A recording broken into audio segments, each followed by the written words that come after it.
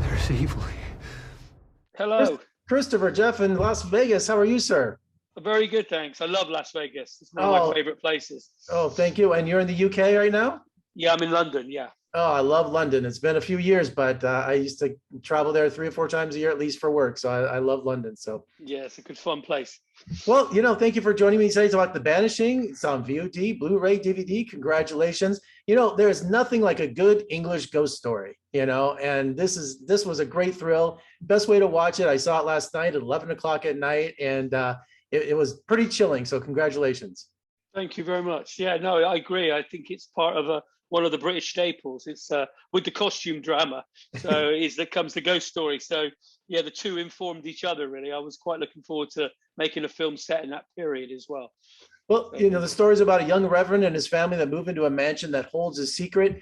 And it's Borley Mansion. It's a real place, isn't it? That's most haunted in England. There's the legend behind it. Yeah, there's a legend. I mean, I'm always I'm always dubious about anything. I'm a kind of even the stuff that came along with The Conjuring. It all comes back to this kind of event that happened at Borley Rectory. So I wanted to slightly divert away from that because some of the people involved in that are still alive, and I didn't want to get into a is it true or not kind of thing. So we use it as a starting point, and we use the kind of there's a Van Helsing character in the story called Harry Reid, we called him, who's based on Harry Price, that Sean Harris plays. So yeah, we touched upon it. Yeah, definitely. And it's set in the backdrop of the early days of World War II, which I think gives it more of an English flair into the story. Yeah.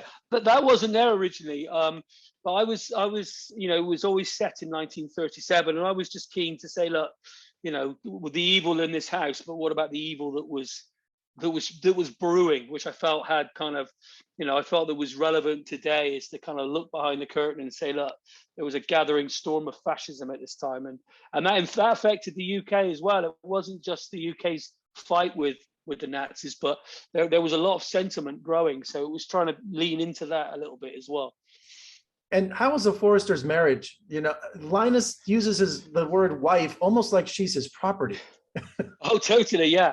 Well, I think part of what I wanted to sort of lean into as well was that, we look at this period, even though it was on the brink of war, as the British good old days, a bit like the American 50s, where you have a lot of politicians still harping back to this idea of Englishness. And yet here you are is a young vicar who's got this beautiful wife, and he's kind of ashamed of her in many ways and fears her and does treat her like property. And in actual fact, it would have been much more of a scandal in real life in that small village. That a vicar had married a divorced woman with a child. You could base a whole story on that. That's the horror movie in itself. But I wanted to sort of show that here's a marriage that's actually decaying from the inside out, and maybe this ghost that is sort of conjured, if you like, from their demons, maybe this will be the thing that fixes them in the end. And kind of that's the story in a way. Well, yeah, because Marion is a determined woman. She speaks her mind, and I just love how progressive you made her character. You need a strong. She's very strong. Yeah, she is. She's very modern in a way, and so is the Sean Harris character, who you meet at the beginning doing the tango, and he's a drinker, and he wears kind of semi-dandy clothes, certainly for the period. These two progressives and this devout conservative. This perfect firestorm there. Yeah, I call him our pub hero. That's what I call him. Yeah, exactly. There's something uneasy about a full-length mirror, Christopher. I don't know what it is, but in this movie, it just creeps me out big time. It's yeah, I'm kind of obsessed with mirrors. I'm just making a movie at the moment with Jenna Malone, which has got a lot of mirrors in it, and of course Jenna Malone was in one of the best mirror shots of all time in Contact.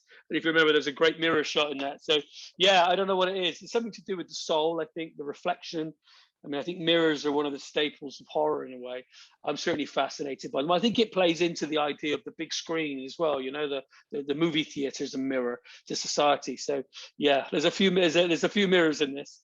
And I love that the sounds that you use in the mansion, because I think that's so important. You use these giant thuds and stuff. Because I think it was called Luton Hoo, which was a mansion outside of London. And I remember staying there for a junket, and the noises, I would just be, you just hear creaks, you hear sounds, and you're like, what is going on? You know, especially when the wind blows. Yeah, and it's because those houses are old, you know, and they're very quiet. So any sound you hear, you know, and you know, I say they're quiet. The outside is quiet, but the inside, and it's sort of the pipes and the floorboards and everything. Yeah, I think that's where a lot of this haunted house stuff comes from. Really, old damp houses. And I love the bond between mother and daughter. I think that's important in this film. And Jessica Brown Findlay, just what a performance! I've never seen her before. I'm a new fan. She's incredible. She's incredible. She was in Downton Abbey originally. A lot of people will know her from that, and I wanted to sort of show you know, and that very much is the glossy period. You know, it's a similar period, and they show the kind of happy side of it. So it was, I thought, great to use Jess and sort of show a darker side. But she's so yeah, she's electric in the film. She's permanently on the edge of a nervous breakdown, it feels, but it's still strong, and that's not an easy thing to pull off. And John Lynch, I've never seen a bishop as a tough guy before. You know, he's very intimidating. I've used John. John's become a really good friend of mine. He's been in about 4 of my films, but I mean, I love the scene when he rocks up at the pool table. There's just this Machiavellian side to him. It echoes the sort of the Sidney Pollack pool table scene in Eyes Wide Shut was our reference. But yeah, he's a scary priest. Yeah, because when he on the pool table, when he hit the balls, that startled me. Yeah. Exactly.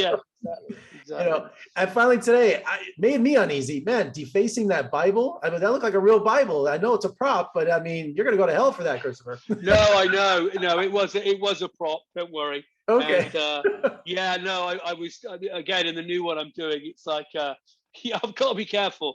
But no, it was a prop. It wasn't a real Bible. Don't worry. It's a very good prop. Well, so I'll be safe, hopefully. Well, Christopher, thanks for the Banishing. Just in time for Halloween here. What a great ghost story. Thank you for your time today, and let's talk again soon. Thank you very much. Thank you. Bye-bye.